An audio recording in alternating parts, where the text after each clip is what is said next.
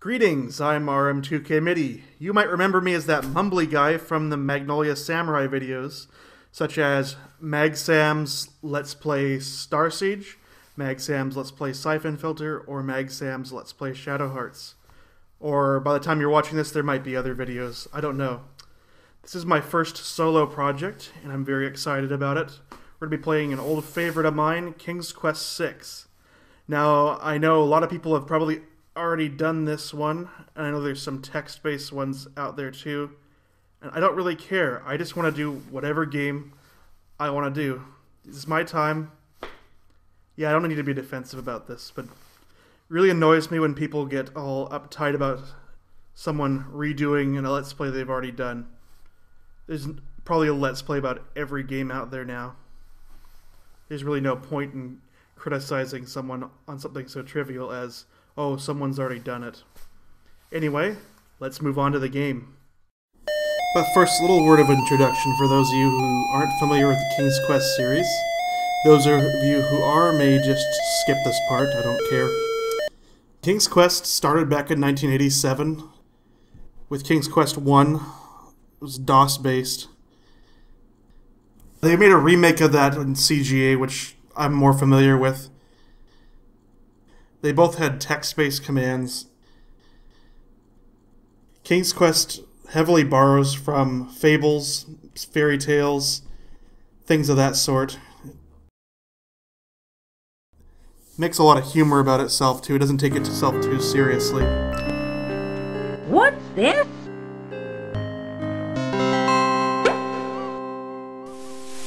Ah, freedom at last! Now you spend the next 500 years in a bottle. All these games were created by Roberta Williams, one of the co-founders of Sierra, and I think she's still a stakeholder there. They made King's Quest 1, 2, 3, 4. I came in on 5. We were still playing on 3.5-inch floppies back then. Had to keep changing discs every 5 minutes.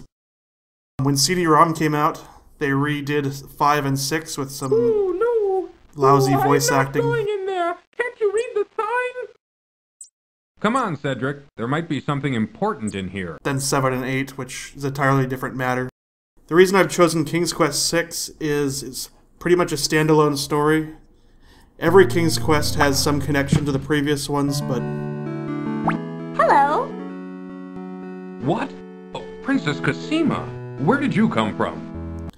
This one is fairly standalone. You can understand it without knowing anything about the other games. And the other thing is, it's voice acted, it's on CD, and it's a game that I've spent a good deal of time on, even though King's Quest V was my first. Well, I seem to remember this game being playable in Windows 95. It came out well before.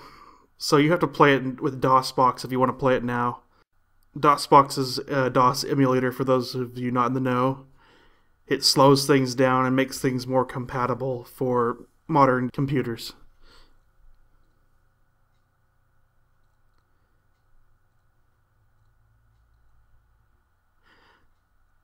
The iconic Sierra logo. You'd see this at the start of every Sierra game you played back then.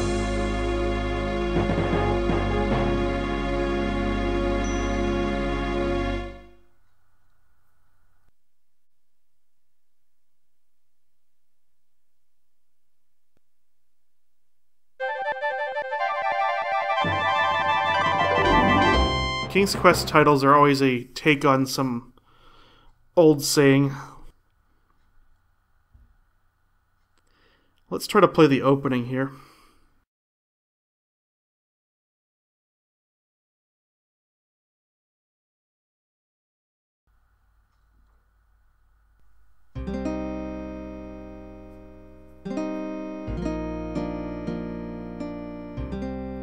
Great, unable to open movie file. Let's click a few times and see what happens. I really don't know what the hell they were doing here. These movie files are so grainy and... Alexander, Oh, there we here go. you are. Oh, you're still not thinking about Cosima, are you? I suppose I am. Son, it's been months. You've got to pull yourself together. After all, you only met her that once. I know. Have you discovered anything about the land of the Green Isles? No. No one's even heard of it. It's like she's just vanished. I wish I could help. Please try to think about something else, dear. I'll try, Mother. Huh? Out of Hunk? What the hell? Oh, the rest of the movie's gone. I'll dig it out for you and show you in just a minute. Now, I notice a lot of Let's Plays tend to hide their errors, and I don't like to do that. I like to show what a production this is to get an old game running. So I've been forced to use my old favorite Windows 3.1. And actually, it's a very good idea because it allows a lot of the old video codecs to run, and it also is using a lot of the original hardware, at least the software that ran the original hardware. So let's take a look at how it looked in Windows 3.1. You can see here an upgraded opening.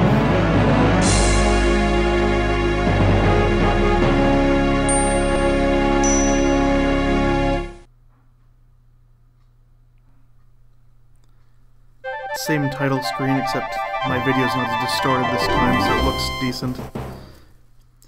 Anyway, I'm not going to force you to see this outside edge of Windows 3.1 for the rest of the game, but just wanted to show it to you now.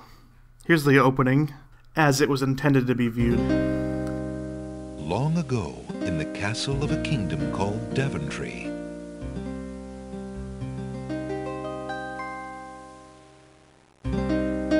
Alexander, here you are. Oh, you're still not thinking about Cosima, are you? I suppose I am. Son, it's been months. You've got to pull yourself together. After all, you only met her that once. I know. Have you discovered anything about the land of the Green Isles? No. No one's even heard of it. It's like she's just vanished. I wish I could help. Please try to think about something else, dear. I'll try, Mother.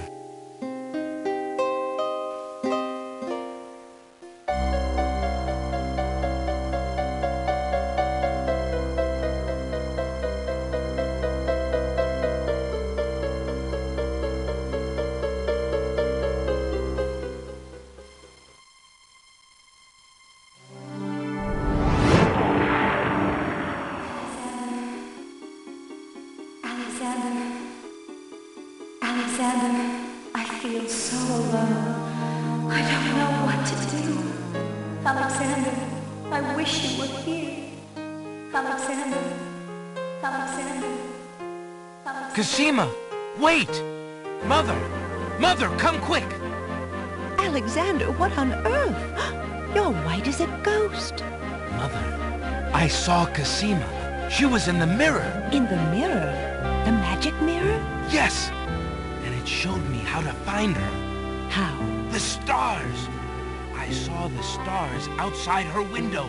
I can navigate by the stars. Oh, Alexander, if you really go... It will be all right, Mother. I promise.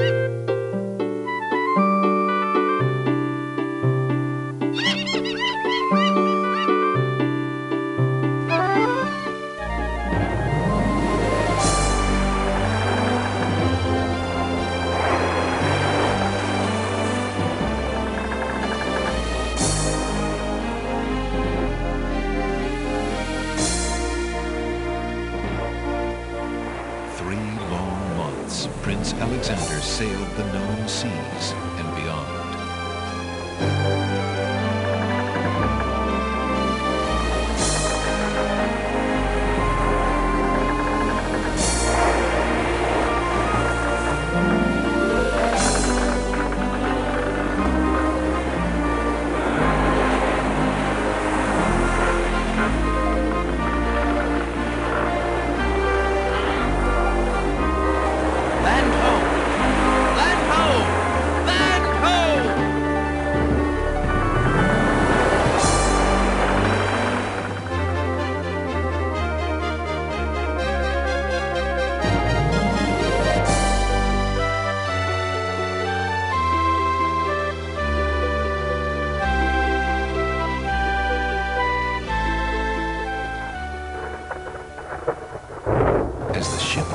shore. Day turns to night, and the sea turns violent.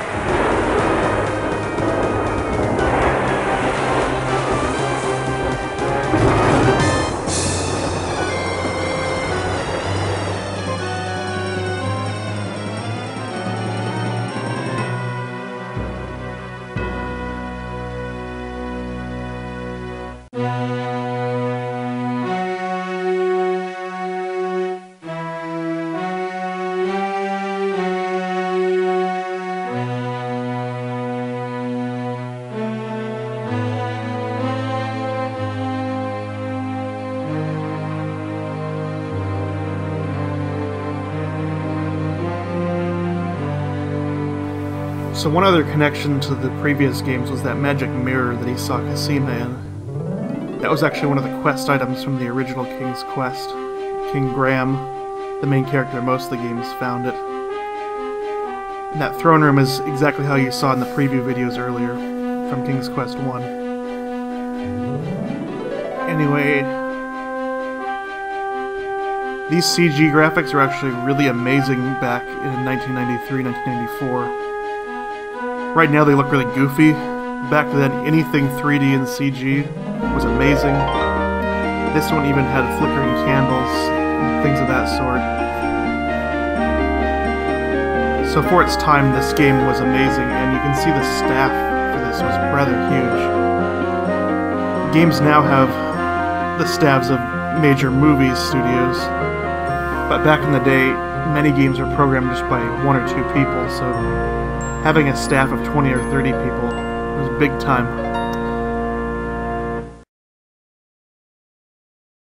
Alexander awakens to find himself on an unfamiliar beach. For a moment, he is too dazed to remember how he got here. Then, he does remember. The shipwreck, the sea. Just as he had seen his men safely into the lifeboats, a gigantic wave picked him up and tossed him overboard into the churning sea. That was the last he'd seen of his crew. Debris from the shipwreck is scattered along the shore, but of the lifeboats and his men, there is thankfully no trace. He can only hope and pray that the lifeboats survived the currents, and that his men made their way safely back to Daventry. So anyway, here we are with King's Quest 6. I'm sitting here on the beach of a strange island, and typical adventure begins.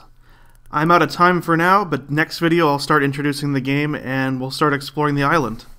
Peace out, everybody.